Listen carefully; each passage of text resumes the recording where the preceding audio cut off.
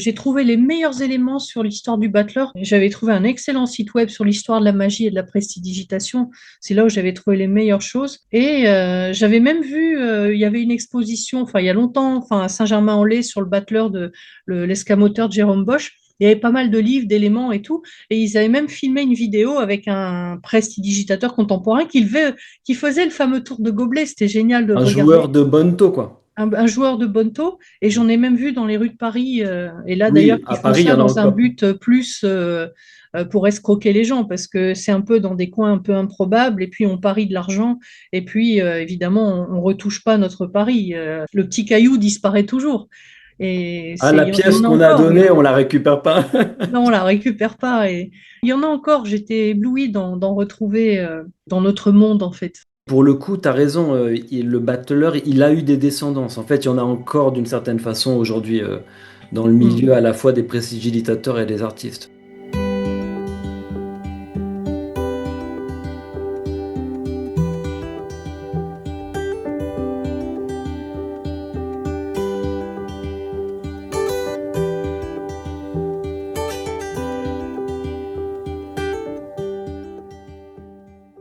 Ça m'emmenait, ce que tu viens de nous présenter, à quelque chose que je m'étais noté et je veux en parler. Je veux prononcer le mot déjà et je veux t'amener là-dessus. Parce que je lis beaucoup tous les historiens du tarot dans les langues étrangères aussi. Je fais ce que je peux pour essayer de les comprendre, même quand c'est dans d'autres langues. Pas évident, hein, mais C'est pas évident. Et je suis toujours aussi à la recherche de choses un peu subversives, de choses qui retournent notre image du tarot.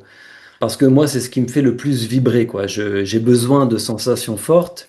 Et quand même, quand j'entends quelque chose qui renverse la table, c'est, moi, je dois dire personnellement, mon plaisir le plus grand. Or, et donc j'ignore si c'est dans ton nouveau livre parce que je n'ai pas pu le lire, mais ayant lu le un, je ne crois pas que tu emploies un moment ce terme. Mais bon, moi je te l'ai entendu dire dans une émission il y a quelques années, et je crois que c'était au micro de Pierre Kéroc.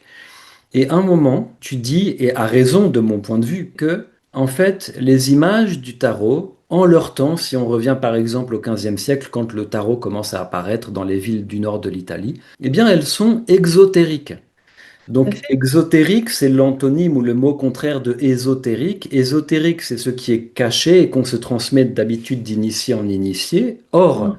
pour 99,9999999% des gens qui s'intéressent au tarot et des tarologues, tous ces gens considèrent en général que le tarot est ésotérique et qu'en fait, depuis la nuit des temps, il se transmet d'initié en initié et qu'en fait, il faut, pour comprendre le fameux langage du tarot, je parle comme les tarologues d'aujourd'hui, il faut être initiés, et eux le sont bien sûr, donc ils peuvent nous dire la grammaire du tarot, bon, etc. Et moi, quand je t'ai entendu dire ça, j'étais déjà le plus heureux du monde, et j'ai trouvé ça d'une très grande pertinence et d'une très grande force de subversion, mais positive. Les images du tarot, pour une bonne partie au moins, voire toutes, ça je ne sais pas, peut-être pas toutes, mais une bonne partie au moins, étaient en leur temps exotériques, à savoir que en fait, pour le commun, ces images, elles étaient aussi ailleurs dans leur vie. Ils pouvaient ouvrir un bréviaire et voir une image qui correspondait à une image du tarot, ou une fresque, ou juste une peinture murale. Autant dans le monde populaire que dans le monde savant, ça dépend de quoi on parle. Les images astrologiques que tu as dû mettre pour le battleur et la lune, c'est plutôt des ouvrages élitistes, mais il y avait aussi dans la rue des images, bon, il y avait des graffitis, bon. Et les gens voyaient des images. Et donc, la route fortune, tu la cites en exemple, c'était une image tout à fait exotérique qui faisait partie de la culture populaire, par exemple au XVe siècle. Alors, je voulais moi prononcer ce mot parce que je l'adore. Exotérique, ah, c'est beau. Et je voulais Oui, savoir si tu pensais toujours ce que tu avais dit à l'époque. Et du coup, il y a toute une histoire occulte du tarot qui s'est développée à partir du XVIIIe siècle. Donc, on peut très bien parler du tarot ésotérique, du tarot occulte. Le tarot d'Oswald Wirth, c'est un tarot ésotérique, après tout. Enfin, donc, ça n'empêche rien. Je veux remettre en question les idées préconçues. C'est pas ça non plus. Parce qu'encore une fois, comme je disais tout à l'heure, un historien, au départ, n'a pas d'envie particulière. Tout ce qu'il veut, c'est étudier son sujet. Donc c'est pareil, quand j'ai écrit Histoire du tarot, je ne l'ai pas écrit avec l'idée de donner un coup de pied dans la fourmilière en me disant ouais, c'est des conneries, les mages dans le temple, je vais démolir ça. Si j'avais découvert qu'il y avait réellement eu des mages dans le temple pour dire ça, je l'aurais dit. Par contre, ce que j'ai découvert, c'est, comment dirais-je, oui, c'est exotérique dans le sens où ce sont des allégories, des images, oui, pour la plupart, parce que là, je fais le tour vite fait dans ma tête, du coup, avec là, le nouveau livre, là, je les ai étudiés à fond, ces images quand même. Comme tu l'as dit, la représentation de la Lune, cette Ouais. face dans un croissant, elle était partout. À l'époque, on la Oui, trouve dans oui. les livres religieux, dans les livres populaires, dans les livres savants, dans les livres astronomiques, Dans partout. les gravures, dans les, oui, et puis même avec les crevisses, avec l'eau, avec les tours.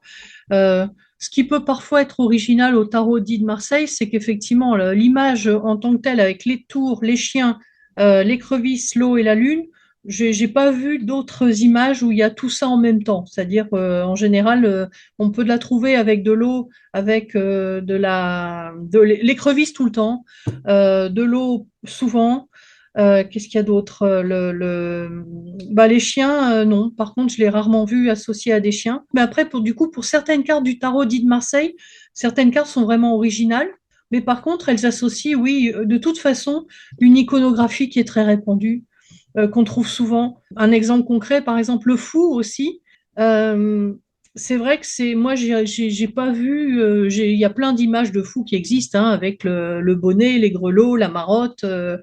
À côté de ça, il y a des images de miséreux qui existent qui traînent sur les routes avec leur bâton, avec le chien qui leur court après.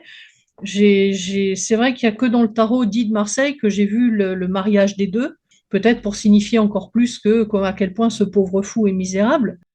D'ailleurs, j'aimais bien, il y a un terme, je le dis dans le bouquin, d'un terme d'ancien français qui s'appelle faulier et qui veut dire errer sans but. Donc, le fou du tarot de Marseille, folie. J'aime beaucoup ce mot.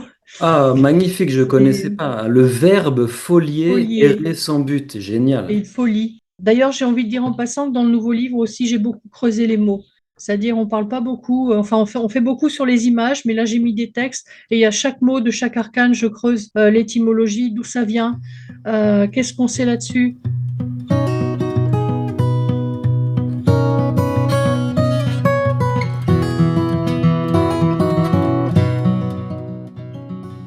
Je me suis un peu parfois transformée en petite fille, c'est-à-dire, ok, bah, il y a un ange dans la carte du jugement, mais c'est quoi un ange?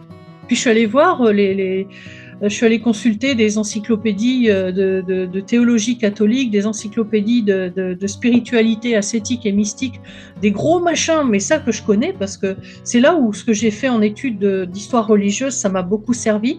Je suis Et allée oui. consulter des vieux usuels qui sont connus par les chercheurs dans ces domaines et qui m'ont apporté beaucoup, beaucoup de matière. Et je suis ravie parce que voilà, De quelle époque, par exemple, les usuels que tu as en tête et que tu as bien euh, consulté? l'encyclopédie de théologie catholique, elle a été publiée pendant 80 ans, je crois, donc elle a dû commencer vers 1920, Ouais. terminer en 1965, quelque chose comme ça. Ouais. Donc c'est des trucs qui sont publiés parfois sur un siècle. Il y avait 25 volumes, ça faisait toute l'étagère de la BNF, donc je suis allée voir là-dedans Jugement dernier, Ange, démon, vertu cardinale, etc. Et ça m'a permis de recadrer vraiment ce que c'est, mais en plus avec un savoir et parfois une poésie. C'est quoi un ange? Quand je lisais que c'était la créature la plus primordiale qui ait jamais été et qui a été créée par Dieu le premier jour de la création en même temps que la lumière, je disais, ah, oh, ah, c'est C'est beau, quoi. magnifique. Et Avant l'humanité, les amis, hein, dans avant la création. l'humanité, quoi. Et je me disais, mais c'est trop beau, j'adore. Enfin, bon, c'est la mythologie chrétienne. Après, je dis pas que c'est j'en sais rien, moi, en fait, j'y étais pas, et quelle est la différence entre un ange et un démon? Est-ce qu'un démon, c'est seulement un ange déchu? Non. Un démon, c'est un esprit intermédiaire entre les dieux et les hommes. Ça existait déjà selon les Grecs anciens. Et après, les chrétiens ont traité de démons toutes les créatures primordiales, primitives, païennes, qui sortaient de leur répertoire. Donc, les elfes, les fées, les gnomes, tout ce que tu veux, les nains, les chrétiens y croyaient à ces créatures. Et c'est ça, si on fait l'anthropologie de l'histoire, il faut se mettre dans leur tête et ils y croyaient, donc ils les voyaient Oui, possiblement. bah oui. En sortant d'une forêt à la lisière au crépuscule avec les jeux d'ombre, j'ai vu peut-être un démon. Et ce que tu dis, c'est super important parce que pourquoi en fait, toi, ce que tu décris, ta méthode, pourquoi on en est là aujourd'hui? Parce qu'il faut bien se figurer que en France particulièrement, puisque la France reste le pays aujourd'hui statistiquement le plus athée de l'Europe, de le C'est vrai représenter qu'on comme est ça. très matérialiste en France et Oui, un peu plus. c'est assez mal vu quand on dit qu'on tire les cartes ou même j'ai remarqué, je me suis déjà pris des remarques déplaisantes quand j'étais à l'université, quand je disais aux gens que j'allais prier dans les églises, quoi. Je ne suis pas catholique, je préfère le dire, parce que si je dis que je vais prier dans les églises, on pourrait croire que non. Parce qu'il y a beaucoup de dogmes auxquels j'adhère pas du tout. Mais c'était des lieux où j'aime me recueillir, où j'aime écouter le silence où j'aime voilà, m'imprégner de ce qui est là. Et pour moi, enfin, je fais partie des gens qui croient qu'il y a des choses plus grandes que nous.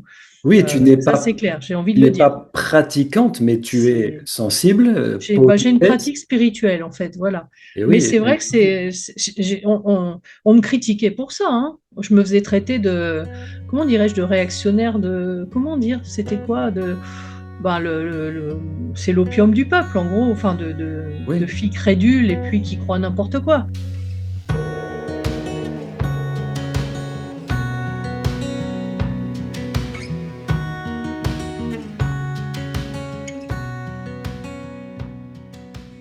Ça te sert, en fait. Il faut bien se figurer que quand vient le temps de la recherche, le parcours, s'il peut être utile, ben, c'est encore mieux. Oui. Et Mm. là, cette sensibilité spirituelle qui est la tienne, ton Ah oui. ouverture d'esprit, on peut appeler ça comme ça aussi quand même, Mm. et tes connaissances religieuses te sont utiles. Mais Oui. pourquoi, même toi qui as des connaissances religieuses à la base, peut-être culturelles et aussi dans ta formation d'historienne, tu en es venu à utiliser cette méthode, à savoir tiens, mais je vais être comme une petite fille, qu'est-ce que c'est un ange finalement? Et puis je Mhm. reviens à la base, il faut le dire, c'est quand même parce que on a connu un phénomène d'exculturation religieuse, on appelle ça comme ça en France progressive depuis la Ah Révolution oui. française, et qu'on est Mhm. de moins en moins catholique, et donc on connaît de moins en moins la culture catholique. Or, le créateur du tarot, il y a beaucoup de chances pour qu'il le fût, catholique, puisqu'il était C'est en sûr. Italie du Nord, dans, je veux dire, le pays de la Sainte Église apostolique et romaine. Et donc, pour bien comprendre les images du tarot originelles ou italiennes des premiers temps, mais aussi du tarot de Marseille, qui a commencé, lui, en 1620 dans ces eaux-là, donc en pleine France catholique, ben, il faut bien se réacculturer, je sais pas comment on dit, se recultiver catholiquement parlant.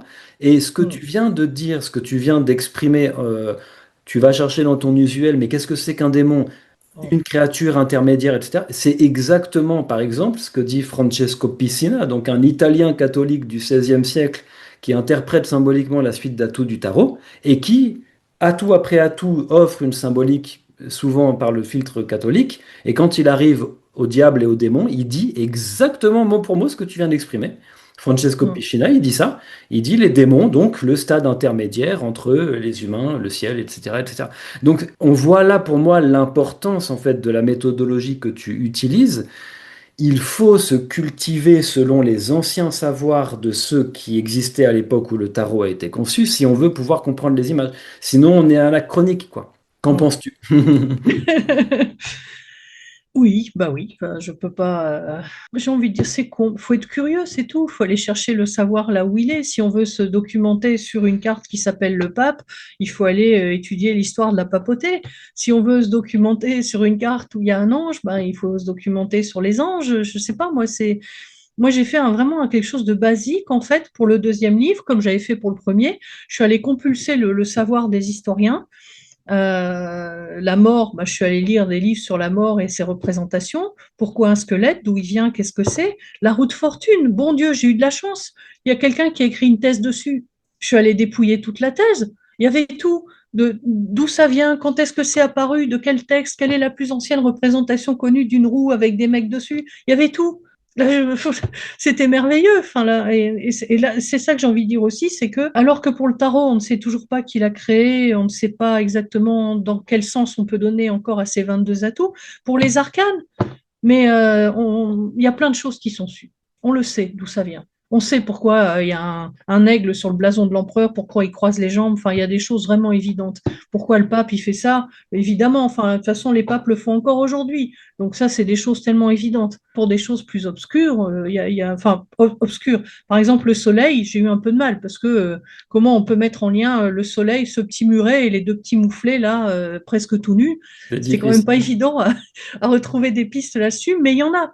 Il y en a, enfin, Je me permets juste de t'interrompre, pardon, pour relever ce que tu viens d'exprimer, qui pour moi est fondamental. On est dans l'étude, hein, vous entendez bien, les amis. On parle là bien de l'étude historique du tarot.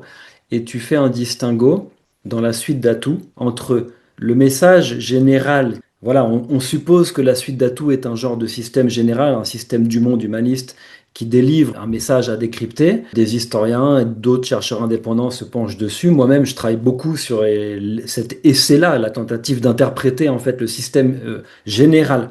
Mais tu fais la différence entre ça, et pour moi, tu as tout à fait raison, et ensuite, une par une, les 22 images qui oui. composent ce Mm. système. Et tu as tout à fait raison. Si le système du monde nous échappe encore, sans doute, et qu'on ne comprend pas tout comment il est articulé, par contre, et pour moi ton travail exhaustif en fait le montre, en est une preuve, si on prend par contre image par image, et c'est ce que toi tu t'es attaché à faire, il y a beaucoup de choses qu'on peut trouver, et là en effet, toi tu as trouvé des tonnes d'autres images pour recontextualiser le truc, et alors procurez-vous les deux livres pour moi d'Isabelle Nadolny, parce que le premier il est déjà très précieux. Et toi, tu as la chance, en tant que bibliothécaire à la Bibliothèque nationale de France, d'être en contact avec les sources iconographiques et de mettre la main dessus et puis aussi de pouvoir les utiliser, les publier et tout. Alors, je sais que la publication de toutes les images, c'est la croix et la bannière, mais tu y arrives quand même. Tu as là maintenant deux gros livres illustrés qui sont remplis d'images magnifiques en haute définition et sur le tarot et sur les époques du tarot. Mm. Alors, procurez-vous ces deux livres parce que là, vous avez une mine d'or d'informations et y compris pour ceux d'entre vous qui êtes chercheurs et qui souhaitez pouvoir citer vos sources, vous référer à des documents publiés, ben vous en avez plein dans les livres d'Isabelle Nadolny. Vous pourrez reciter les pages d'Isabelle qui comprennent des iconographies que vous ne pouviez pas trouver et voilà, et ça c'est magnifique quoi.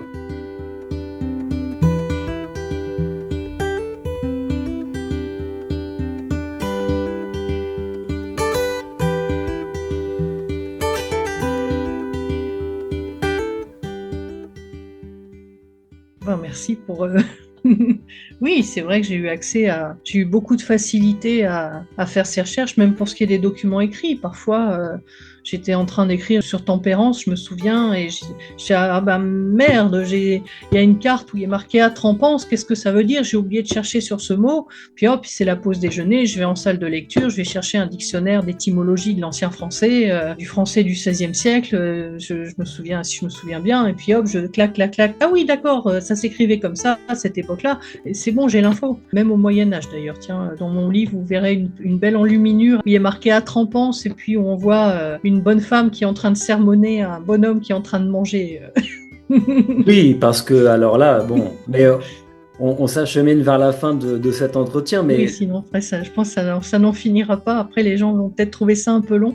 voilà, exactement, je pense aussi. Mais tempérance qui, et c'est tellement oublié, mais qui est une des 7 vertus chrétiennes, les amis, et qui, comme Isabelle l'a dit, à la charnière du Moyen Âge et de la Renaissance, au début du XVe siècle par exemple, était une vertu de modération des excès. Et on a le jeu de mots en français de modération de la chair, c'est-à-dire les mots la bonne chair, la table, et la chair, la sexualité. Quasi synonyme, en tout cas moi c'est ce que je trouve quand j'essaie d'utiliser aussi des usuels catholiques ou des vieux dictionnaires catholiques. Vertu de tempérance qui dans l'esprit catholique est quasi synonyme de chasteté et des fois est utilisée l'une à la place de l'autre. Et Ça chasteté qu'il dépend. ne faut pas confondre avec virginité. Mm. Chasteté c'est vraiment la modération sage, tandis que la virginité c'est le fait de rester tout à fait vierge d'une souillure en fait. Mm. Donc voilà, je tenais à dire ça parce que c'est vrai que il y a un catholicisme qui est présent derrière l'iconographie du tarot qui des fois est absolument oublié.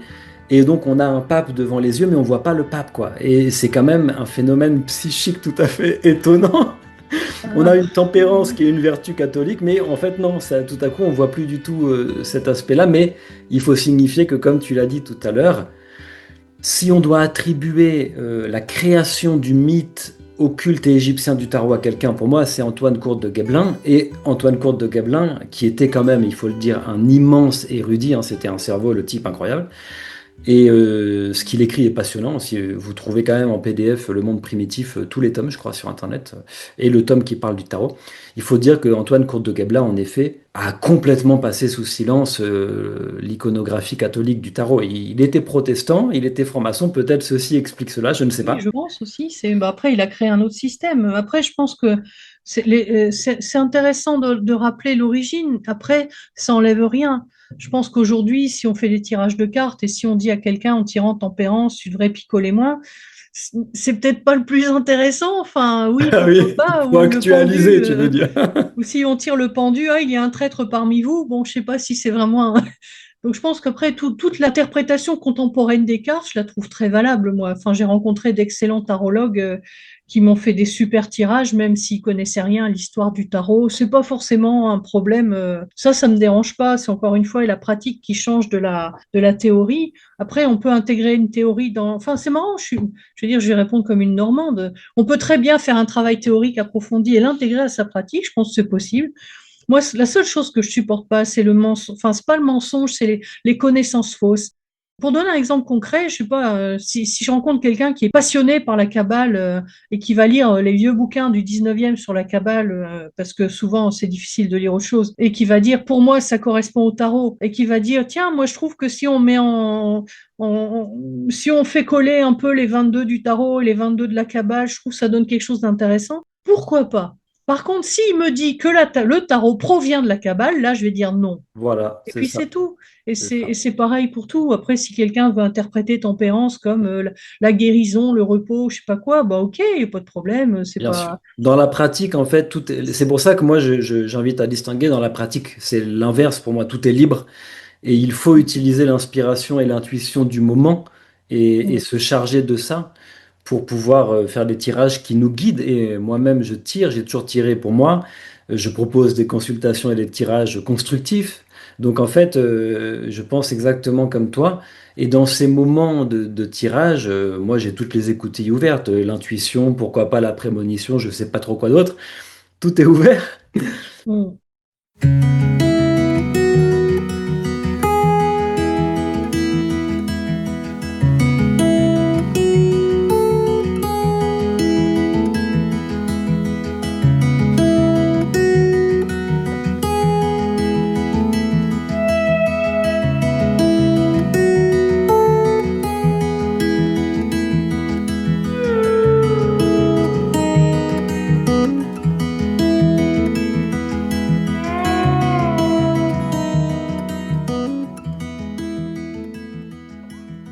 C'est ça qui est magique avec le tarot aussi, c'est qu'en fait, au-delà de l'étude rigoureuse qu'on peut essayer d'en faire, bah, il y a mille et une pratiques qui se sont développées en 6 siècles d'histoire.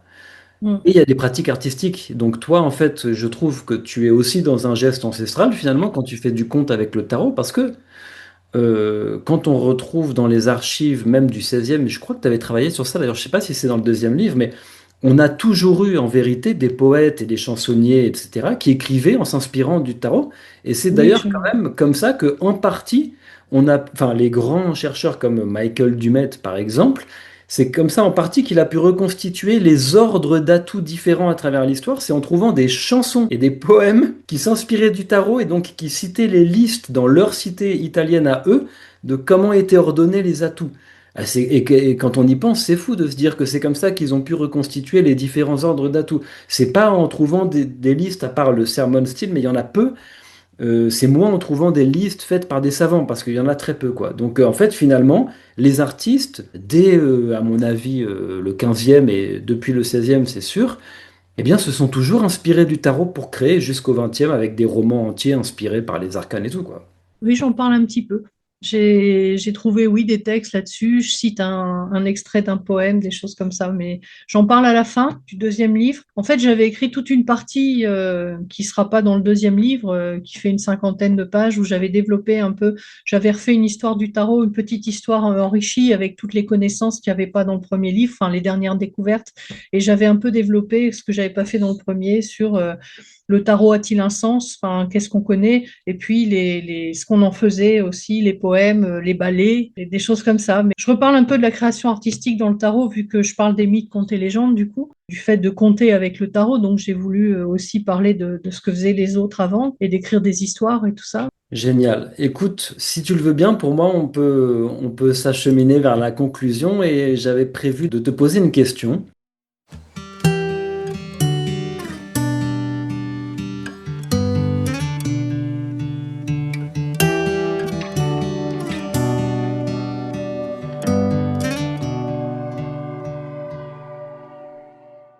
Le tarot, et pour le coup, à mon avis, grâce aux devins et aux occultistes, a aujourd'hui, enfin, suscite un intérêt mondial.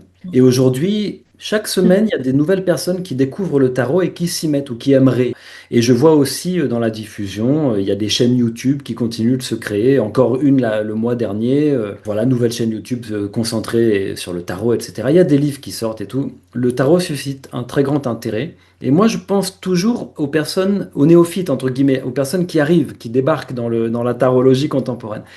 Est-ce qu'on pourrait conclure en s'adressant à eux? Est-ce que tu aurais quelque chose à leur dire à eux qui découvrent le tarot ou qui s'y mettent? Petits ou grands, c'est-à-dire jeunes ou âgés, parce qu'il y a des gens sur le tard qui découvrent le tarot, ou beaucoup qui le disent s'y remettent, c'est-à-dire ils y étaient sensibles jeunes, et en fait après ils ont dû, je sais pas quoi, les vicissitudes de la vie, travailler, nourrir leurs enfants, trucs, et puis ensuite ils sont à la retraite et ils reviennent au tarot. Tous ces gens-là, est-ce que tu aurais quelque chose à leur dire et quel message tu voudrais aussi leur transmettre et quels conseils tu pourrais avoir auprès d'eux et puis plus largement des auditeurs qui nous écoutent ce soir? J'ai envie de dire deux choses. Rester ouvert et rester curieux. Et rester critique aussi. C'est-à-dire, on peut très bien être tireur de cartes et garder un esprit critique. Enfin, c'est pas incompatible de se laisser aller à des actes qui peuvent paraître comme magiques ou irrationnels, tout en ayant un esprit critique. Et rester curieux dans le sens où je trouve que le pire ennemi d'une pratique, surtout si on entre dans des domaines spirituels, occultes, il me semble que le pire ennemi d'une pratique, c'est le fait de se fermer et de ne pas se remettre en question. Donc, je pense que déjà ça, en plus, quand on débute, moi, je sais que quand j'ai commencé, je feuilletais des livres sur le tarot. Il y a des trucs, je disais, mais non, enfin, c'est débile, enfin, c'est pas possible, ça va, quoi. Enfin, voilà, savoir faire le tri dans ce qu'on lit, dans ce qu'on ingère, surtout en ce moment, avec sur le web, il y a tellement c'est la porte ouverte à beaucoup de choses. Enfin, ça peut être les meilleurs comme les pires, hein. Donc, et je pense qu'il faut avoir un peu un grain de bon sens. Déjà ça. Et puis après, peut-être écouter son ressenti, dans le sens où il y a tellement de livres sur le tarot, effectivement, comment trouver le bon jeu de cartes. Ben, écouter le plaisir qu'on a à feuilleter un livre ou à découvrir une pratique qui nous plaît et à tirer un jeu de cartes qui nous plaît. Moi, je sais on l'apprend beaucoup en conte et sur scène, à écouter nos ressentis. C'est pas parce que quelqu'un nous dit que c'est bien que c'est forcément bien pour nous. Et j'invite à écouter son corps parce que quand parfois, moi je sais que j'ai déjà fait, j'ai consulté beaucoup de gens qui font des tirages du coup depuis le temps que je fais du tarot. J'étais curieuse de voir comment des praticiens professionnels pratiquaient. Et je me souviens, j'avais pris des cours de tarot aussi. Et je me souviens de quelqu'un, j'étais sortie de chez lui, j'avais le ventre noué, j'avais une boule dans la gorge parce qu'il m'avait dit des trucs. Et je me disais, c'est pas bon ce qu'il a fait, ce mec.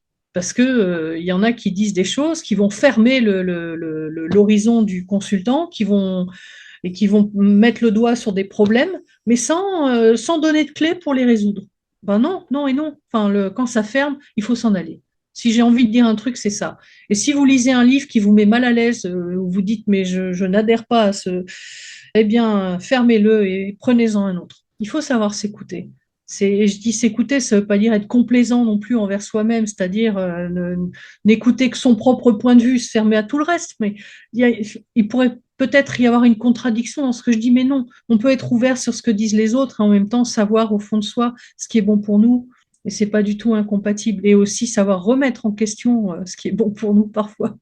Donc c'est un mélange un peu complexe, un peu alchimique, mais c'est peut-être ce qui peut expliquer la difficulté d'une pratique spirituelle ou même tarotique, c'est-à-dire savoir à la fois se dire non, là je m'écoute trop, je m'écoute pas assez, il faut que je m'écoute et en même temps je dois écouter les autres. Et puis c'est naviguer sur les eaux fluctuantes de la vie, c'est au gré des tirages de cartes pour ceux qui font ça et rester vigilant.